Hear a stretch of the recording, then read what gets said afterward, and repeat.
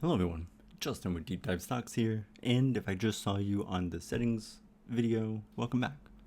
If this is your first video, or if you didn't watch the settings video or any of the other videos, also welcome. But you should go check those out as well. Today's video, we are going to be discussing some of the main conversation topics that pop up with people who are starting out with LDPM and LDPS. And so I just thought a quick video would be useful to go over these topics, and I think this allows for a much better sort of explanation than a wall of text from me on Twitter or an email. So in this video, we're going to discuss three main topics. The first is the LDPM label versus the LDPM order. The second is LDPS's sensitivity. What exactly is aggressive versus balanced versus conservative. And finally, we're going to talk about what does it mean when we adjust time intervals and how come the data can change so much between different time intervals. So let's go ahead and get started. Starting the first message, also this is Bitcoin on the 1 minute behind us for some entertainment. The first thing we need to kind of disambiguate or separate is the fact that LDPM is defined by its order, not its label. Now, these that you see on the chart are the labels. And long story short, originally the labels on the chart were actually defined by their order. So it'd be like 144. Or 377, or what have you. But as LDPM became more advanced as a script as a whole, that no longer became possible to label the chart LDPMs with the order of the underlying LDPM. And we're going to talk about what the order is here in a second. But it was still insufficient to have only the colors being the defining characteristic of LDPM. So I did choose to put the labels so that talking about the LDPMs is a bit more straightforward and easy as compared to if we could only refer to the LDPMs on the chart based off of their color. I felt like that would be difficult, especially because I only know like 4 colors. So that is what sort of separated the fact that LDPM's order was no longer what it was labeled on the chart, and kind of really gives birth to the need of this whole conversation. So the LDPM order is a value that defines several settings for LDPM.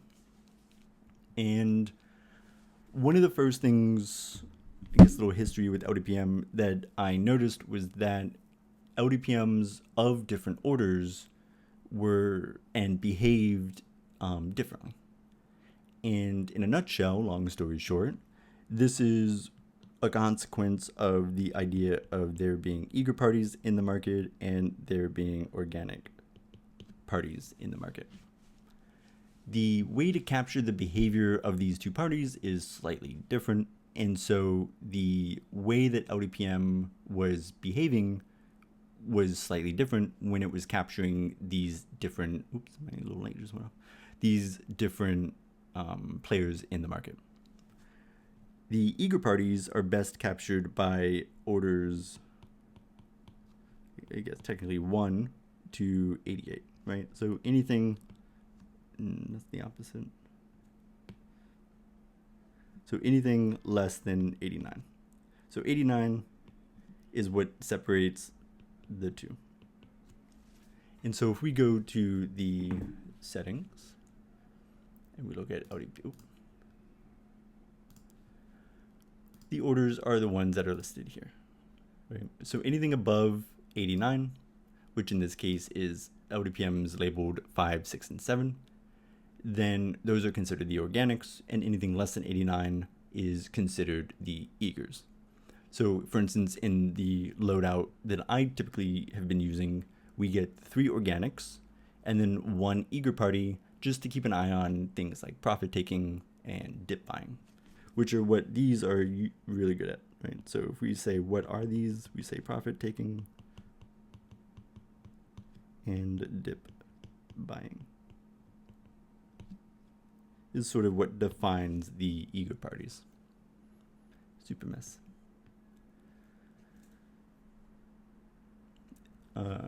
So traditionally, or if you want to be verbose, I guess I'll just throw this out there with your LDPM labeling, then you kind of, let me move that over here, or over here so we can still see Bitcoin. The true way to label LDPM for like a chart, for instance, would be LDPM, its label, and then its order. So LDPM L5 is what, 377? 144. So this is LDPM's full label. We have the LDPM with its label, with its order. And I've been known to also just use this.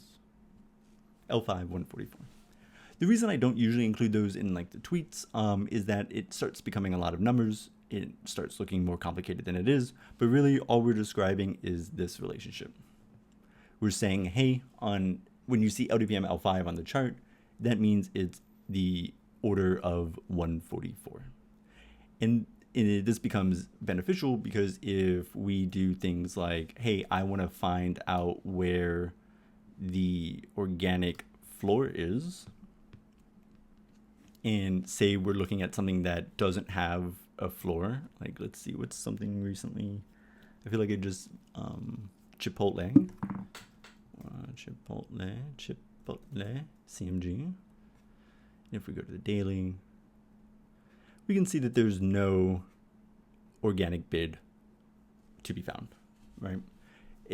We have this bear stack and so on, and things are bearish.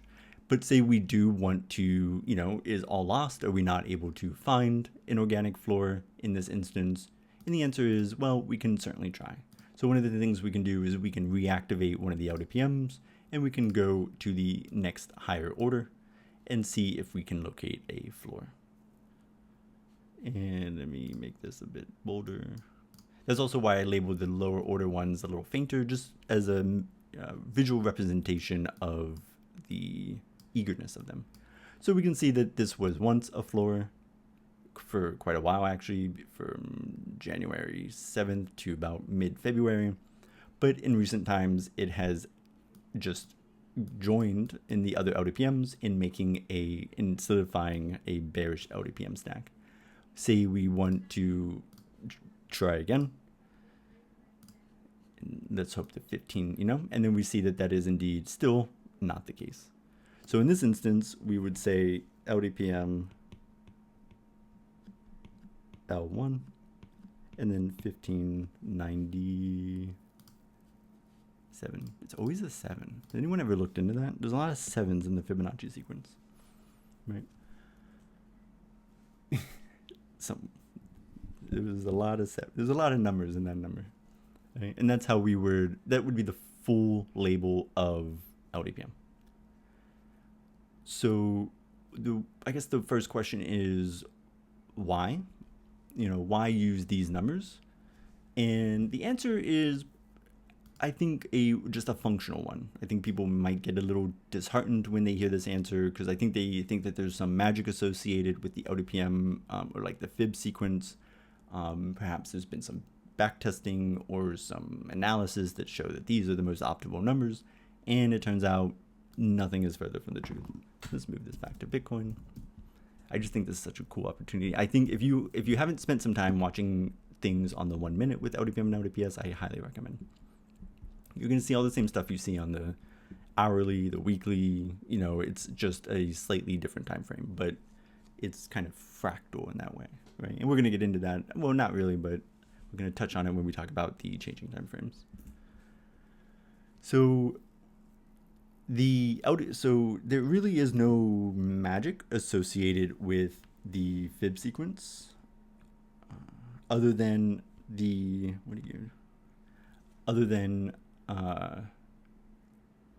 that I chose them. So the question becomes, why did you choose them? So why the fib? Well, like I said, when with the original development with LDPM, and even in the first few versions of it on TradingView, LDPM was time-based. And this was more to be more in line with traditional metrics, right? So you had like the 1 hour LDPM, the 1 day LDPM, the 2 hour LDPM, so on and so forth. But with the research, when I started moving away from a time-based way of measuring things, the first thing that kind of happened is, well, how choose, right? How do we choose which order to give LDPM? And this is a slightly harder question than you might imagine, because if we just say, well, dealer's choice, right? So in other words, keep with the idea that we can just kind of add any manual LDPM with any order, and it'll kind of be okay, right? But now we're just going to probably start cherry picking data. We're going to probably start adding LDPMs that fit our narrative, that kind of fit our bias. And it isn't necessarily that choosing LDPMs with arbitrary orders doesn't give you good data, but it's a matter of, can we contextualize this data, and can we transfer this data to other timeframes or to other equities, right? Can we use this data in an objective sense to, and can we gather these data in a way that we can gather data elsewhere and then start comparing those data so that we're getting like a one-to-one comparison. So even if I'm looking at a particular set of LDPMs on Apple, then if I look at a particular set of LDPMs on Tesla, that I'm comparing data to data, apples to apples, oranges to oranges. And that is going to become difficult if I've sort of been arbitrarily choosing which orders to use, and if those orders that I'm using don't really have any scalability or transferability. And so the first thing that kind of came to mind was that there needed to be a structured approach, right? We needed, and I really wanted a way to ensure that the view that you're getting when you look at the liquidity data, no matter where you look at it, on whatever time frame you're looking at or what symbol you're looking at, it will be the same view, right? You're looking through the same viewport. It was sort of like, if we had, if we're looking at stuff through a microscope, and yet then we go over here and we look at things through a microscope shaped like this, right?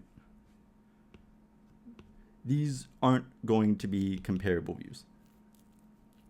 And that might initially not seem like a problem or something that you can just maybe overcome with some diligence, but I think it's one of those things that creep into, it's a corruption of the data and a corruption of the view of the data that creep into a lot of analysis throughout the market that people may not be fully aware of. And so I wanted a structured approach. And additionally, with that structured approach, I also wanted a consistent telescoping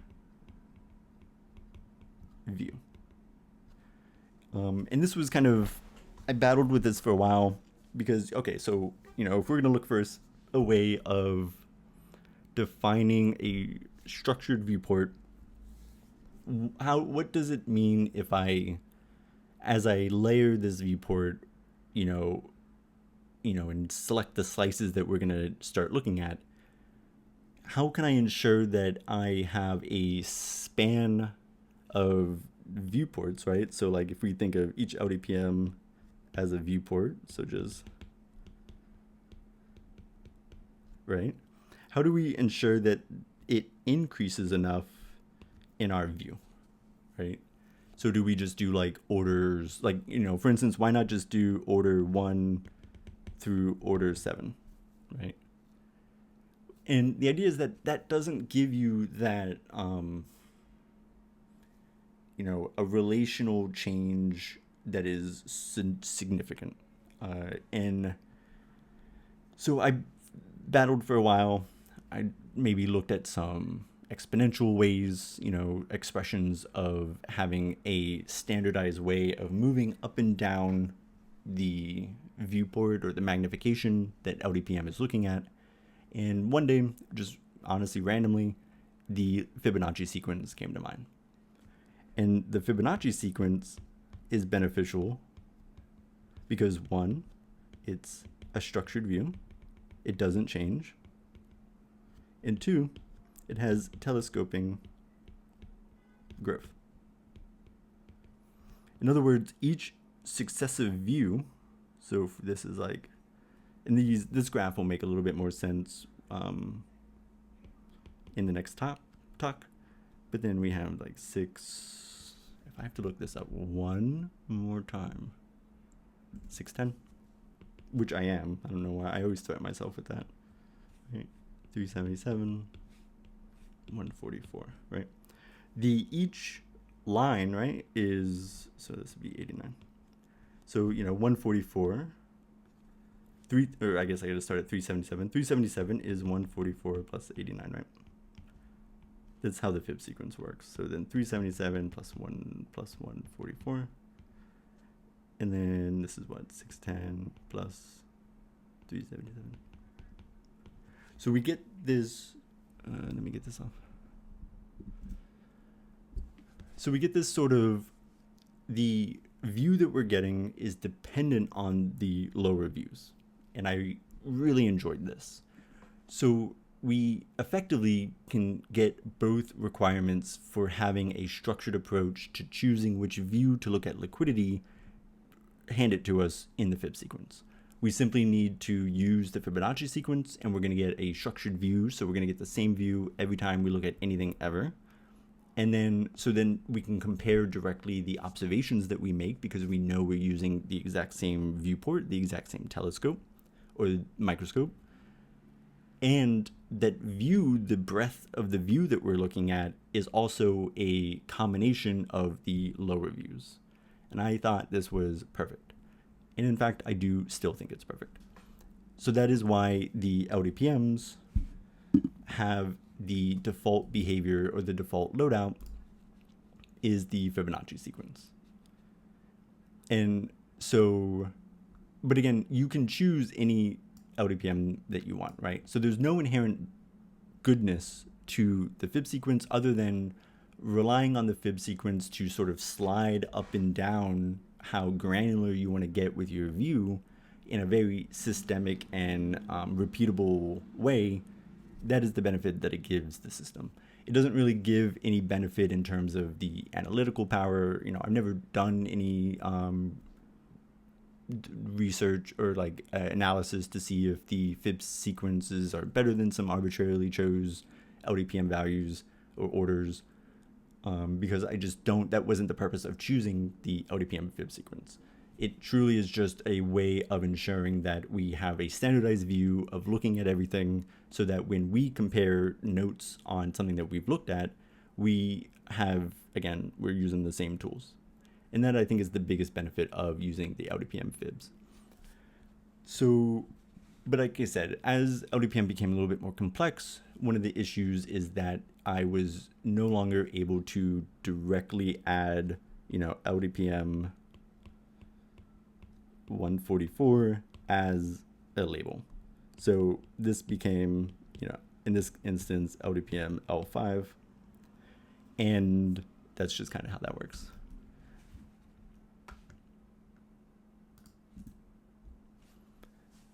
So that is the relationship between the labels and the orders, and what the orders are, which are, again, they set several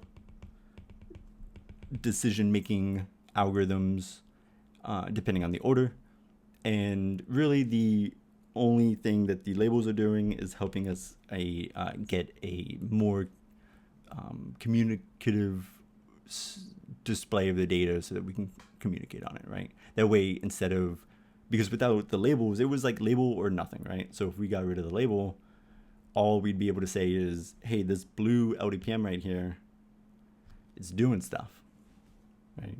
We could, I guess, stick to the order, but if I said, hey, the LDPM order 144 on this chart is doing stuff, I'm still gonna have to tell you which one that is. So that's the blue guy. But in this scheme, even though it's a little less optimal because it adds, I think, a little bit of perceived, complexity. But in this, we just say, LDPM L5 is doing stuff. And that's the benefit. So if we move all the way back up to our agenda for the day, I think we can put a check mark here. That is the nuts and bolts of the LDPM labels versus the LDPM orders. Now let's briefly talk about LDPM sensitivity. Back down. I'm not going to get too much into the weeds, but the LDPS sensitivity is similar to the LDPM ordering. So if we go to, I just want to show, I guess, where that is in the settings real quick. So if we go here, eager ask, float ask, unfortunate, rejected off LDPM L7, an immediate return to bearish liquidity. LDPM L5 maybe acting as a support. We'll have to watch. It is a little bit of flowing to the ask, so we're giving a little bit of pushback. So in the sensitivity mode, we have aggressive, balanced, conservative, and diamond. So what do those change? The answer is honestly a lot. The gist is gosh darn, that's even worse. Can't I make that go away? Oh, a very aggressive ask walking in. The sensitivity sets the willingness to change, its mind. Obviously, computers do not have minds, nor do algorithms, and as such, can never possess intelligence. But sometimes it's easier to talk about them as if they did, and that's what we're going to do here. But make no mistake, just like any form of autocorrect, random word generator, LDPM and LDPS do not possess intelligence. Thank you for coming to my TED Talk. Moving on. So the LDPS sensitivity sets the willingness for the algorithm to change its mind. In the aggressive mode, I guess we spell it out. It wants nothing more. It's eager to change. So as soon as any form of criteria is met that, say, for instance, right now we see LDPS is indicating that we're transacting at the organic bid. If there's at any point any indication that that is starting to change, the aggressive LDPS will change. All the way at the bottom, we have diamond, which is the opposite, right? Diamond is, I guess, what's the opposite of eager or willing? Obstinate. Obstinate. I don't think there's a T. That T is a little bit of an E too, in case there's an E there. The diamond mode for LDPS we can consider to be obstinate. It has a set of criteria that need to be met in order to change its current outlook. And that criteria can be quite high.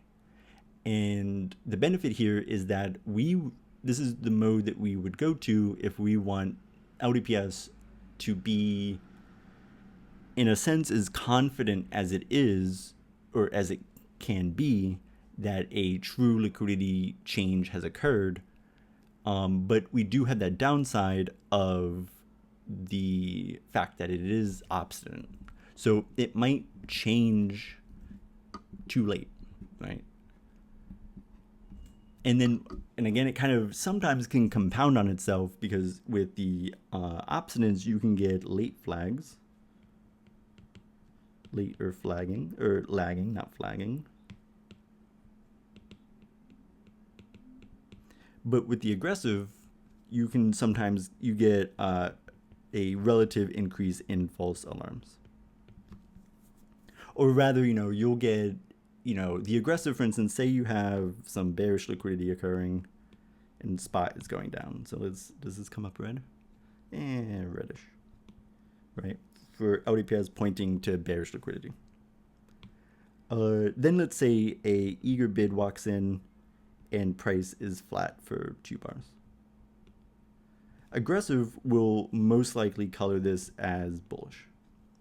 And the idea is that the aggressive setting for LDPS isn't really interested in, it's interested in telling us what something is not. So by sheer fact that the bearish liquidity was causing price decline, if there's any introduction of any sort of eager bid, or if it's getting close to an organic bid, and the outlook is that the bearish liquidity is no longer going to cause price depreciation, aggressive, I like how I can see on the screen on the one page that these colors are all the same. So this is bullish LDPS, and this is bearish, right? Let me get, yeah, we're gonna switch pages anyway. So, but I can't, so yeah, it's funny that the colors are the same. I don't know how to fix that, but I'll look into it. Anyway, the idea is that the aggressive is telling us that the downward force has ceased for a second, but that doesn't mean that it's not going to immediately return. Right? Whereas if we take this scenario and move it down to the opposite,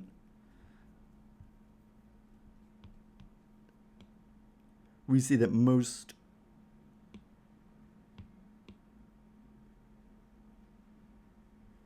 in this situation,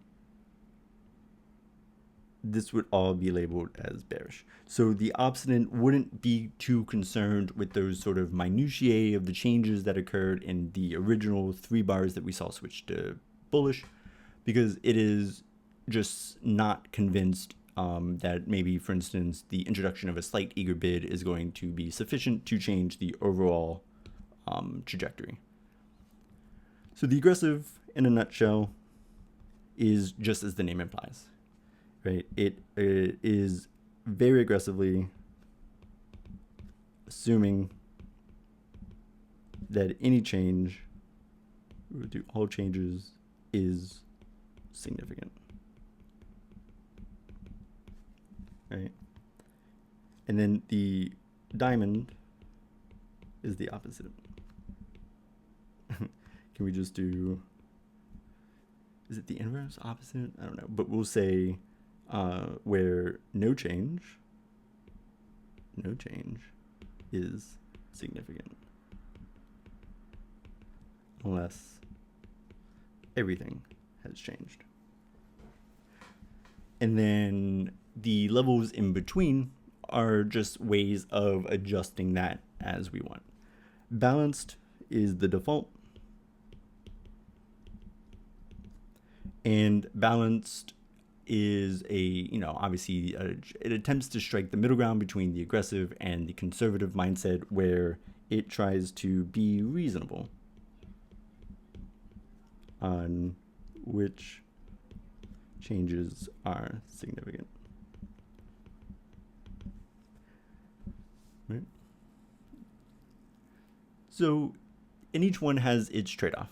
In the aggressive, we get to be very early on changes in price, but the downside is we might get some more false alarms. For balanced, we try to strike the balance between the two, and in diamond we might be slow to changes or to price changes, right? So we might not catch the absolute bottom of, say, a recovering dip. Maybe we're going to catch it a little higher up. But the trade-off is that we can be a bit more confident in the longevity. of the change, right? The longevity. So if the diamond says bullish, then that time horizon, because its confidence is much higher, the time horizon is much longer, and so we could be more confident that the change that is being indicated is a more significant change. If you're just simply looking at absolute price change and time horizon. I hope this has helped.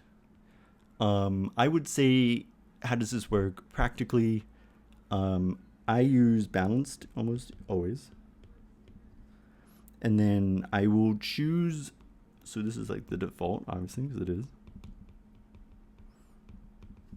Aggressive, I use on very long time frames, like intervals. If I want to, counteract the long interval time horizon with a little bit more sensitivity, then I'll do aggressive. Or when investigating aggressive cascades and suspected what I call craftsmanship. So for instance, this is like the video I just did on the short squeeze from ES futures from earlier in the week. Definitely recommend checking it out.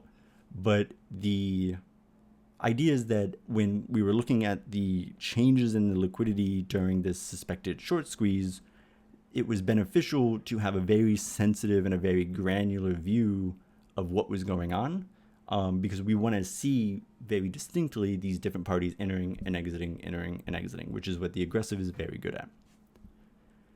And then I use, conservative and diamond to, whenever I feel like I want to block out the noise, right? So if I'm looking at something and it just looks pretty messy, I will then go to conservative and diamond, and that will then sort of set the overarching interpretation and the context that we might find the aggressive or the balanced LDPS data within. So I hope that helps. If not, let me know. Obviously, I'll make a video. These videos have been really fun to make, and really, honestly, it fits into my workflow schedule. So definitely let me know if you like them, what you want to see, if there's any changes to the format that you want to see. You got to let me know. Otherwise, I won't know what you want. So lastly, we're going to talk about adjusting time intervals and what it means. Let's zoom in a bit too, just because beef. Oh yeah, I guess. I just want to see how this kind of resolves. So we talked briefly a little bit about this idea of a microscope. And we're going to keep with that, but we're going to, oh man. We're going to keep with that, but we're going to, hold on,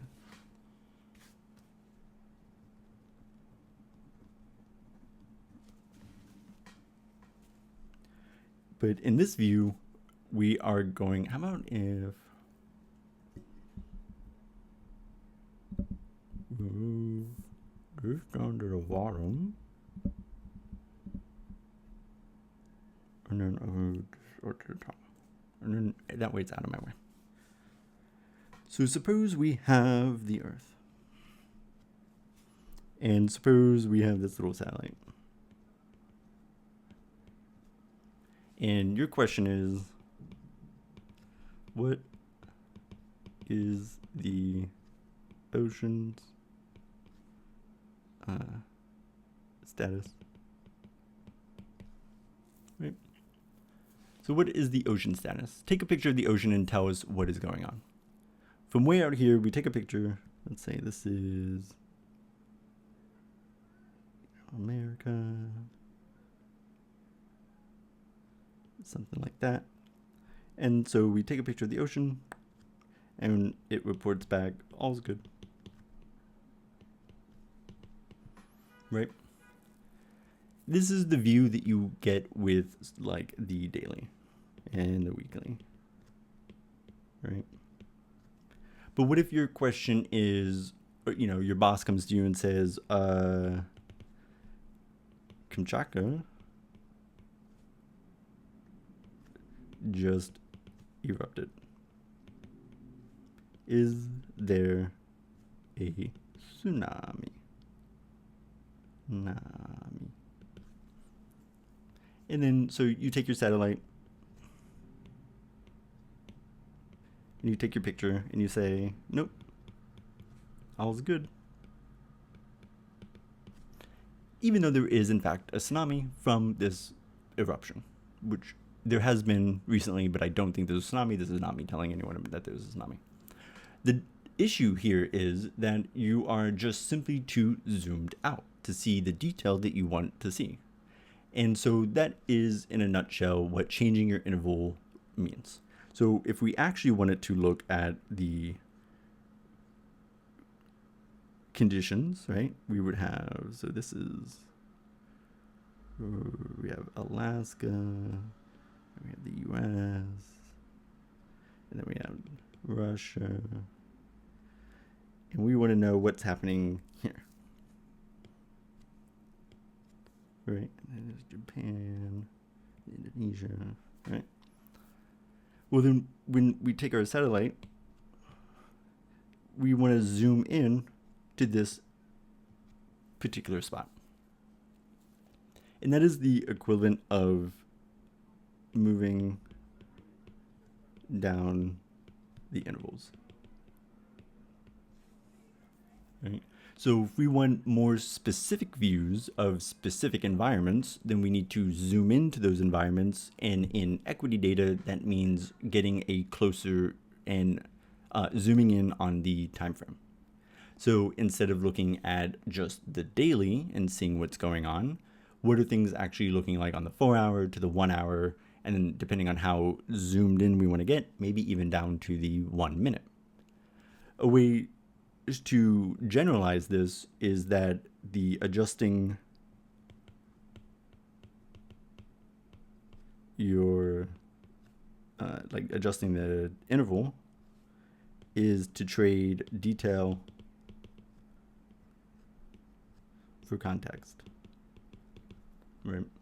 So when we're looking at the globe and we have our little satellite and we're looking at the whole ocean, when we take a picture, we're getting a lot of context because we see everything. We see the whole ocean. We see all the continents connected to the ocean. We have all of the context, but we get very little detail.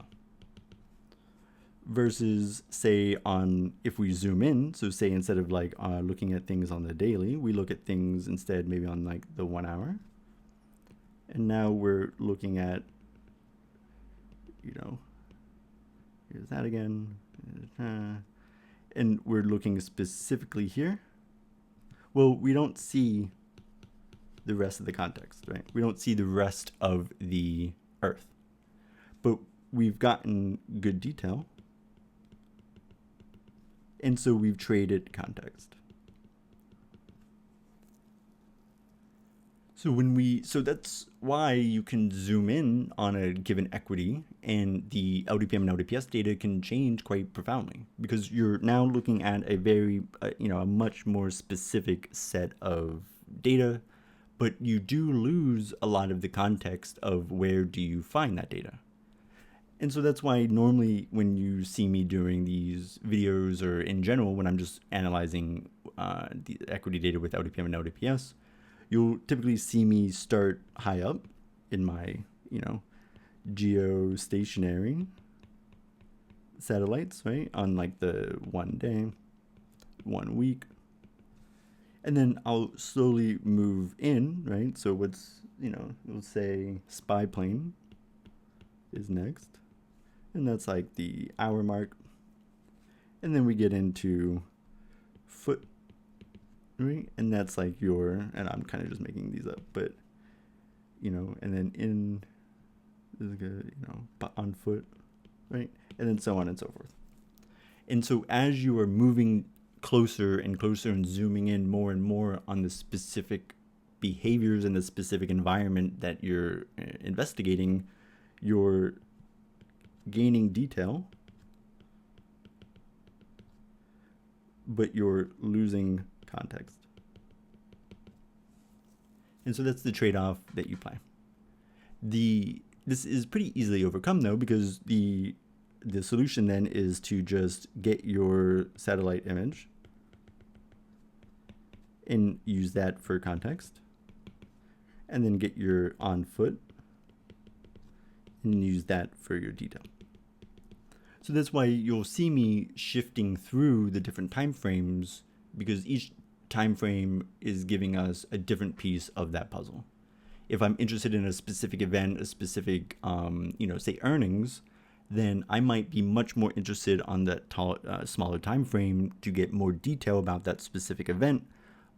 But I might also want to include that in the overall context of what's the equity is going on, if there's any other tsunamis happening, right? And so it might be worthwhile to get that context from the higher time frames and then monitor in real time on the lower time frames, but keeping in mind what we've seen from the more zoomed out view. For instance, if we see, you can think of a situation where we take a photo, we get asked, is there a tsunami? It did the Kamchatka thing, volcano make a tsunami, and we go out, we zoom all the way out, and we see big tsunami. So we say, yes, there exists a tsunami. But we're assuming in this case that it came from the Kamchatka Peninsula. So we're still going to probably need to zoom in and take a closer look here with our little satellite to see, did it come from here while the tsunami wave is there? And the answer might end up being no. This is from an earthquake, the San Andreas Fault, right? And then we would, shift and zoom in here. And that's kind of just the game you play with as you move up and down through these time frames. And that's, I think, kind of it. I hope that's been pretty helpful. That's how I look at it. It's kind of why you'll see, or hear the certain ways that I describe it. I always, in my mind, it does just seem like zooming in and out. You're just choosing which slice you want to look at, and that's about it. So it shouldn't. It's sort of natural to think that the data would change depending on which zoomage magnification you're looking at the data. Because if you're looking at it from very far out, from very low magnification, you are going to get a lot of context. You're going to get a lot of what are the very general trends and behaviors that are occurring. But if we do want that more specific detail, then we need to zoom in and get much more granular detail on that local environment, but keeping in mind that we are losing the context that we find that data in. So that's that. I hope it's been helpful. I guess I'll leave that with, Justin's preferred, I don't know, I always can never spell that, time frames. So I enjoy the 1 minute, the 3 minute, 8 minute, the 15, and then above the 15 I might do the hour, but I don't honestly, a lot of times I'll tweet about the hour interval. I don't actually use it that much. I'm much more prone to use 144, 89, and then 987. And if these numbers look familiar, they should, because they're the fib sequence. Just like how LDPM fib sequence was chosen to, give all the benefits that we just talked about, I've also just adopted that in terms of my timeframes, so that I'm not just arbitrarily choosing timeframes, but rather I have this very structured way of moving up and down, it kind of reminds me of like in photography f-stops, right? Like I have very specific points of zoomage that I look at, and that helps keeps things super consistent. That way I don't see data that I maybe don't want to see on the 144, and then I'm like, okay, well, let me just arbitrarily choose the 1 hour. And again, the data that you will see on that 1 hour isn't false or wrong, but you're now sort of contending with, you know, you're adding data and you're adding complexity where there may not need to be more complexity. And I think that if you're not careful on where you add complexity, such that you should always ensure that the complexity is always giving you value, then the complexity itself is actually going to, I think, start piling up and actually start harming any system that it's involved in. So with this more structured approach to which timeframes I use, it really eliminates all that, because I don't get that freedom to, you know, or rather I do, because I'm sentient, unlike those machines. I can, you know, always choose to add the 1 hour, but I'm doing that as an active step. It's not a pattern of behavior where I just slip into it, you know, choosing arbitrary timeframes. It's now an established pattern of, if you're moving outside of those ones that you always use and always know and love, you know, it registers in the brain as like, this is a high risk environment for some really nice cherry picking of the data. I have, for you know, social media and outreach, I've been using a lot more of the more traditional timeframes, but that's mostly just because I feel like there's a little bit of, you know, I think people perceive that there's a lot of this weird complexity with the charts, intervals, and LDPM values that were chosen, but in reality, it's the opposite, right? Like, these values are chosen to eliminate complexity. I don't have to think about which time frame to use, because really the question is, do you want max detail or max context? And then everything else is in between. And so this is the only question I have to answer. And the choosing then of the time frame becomes an exercise in, you know, really easy exercise. So let's go back to our little to-do list for today.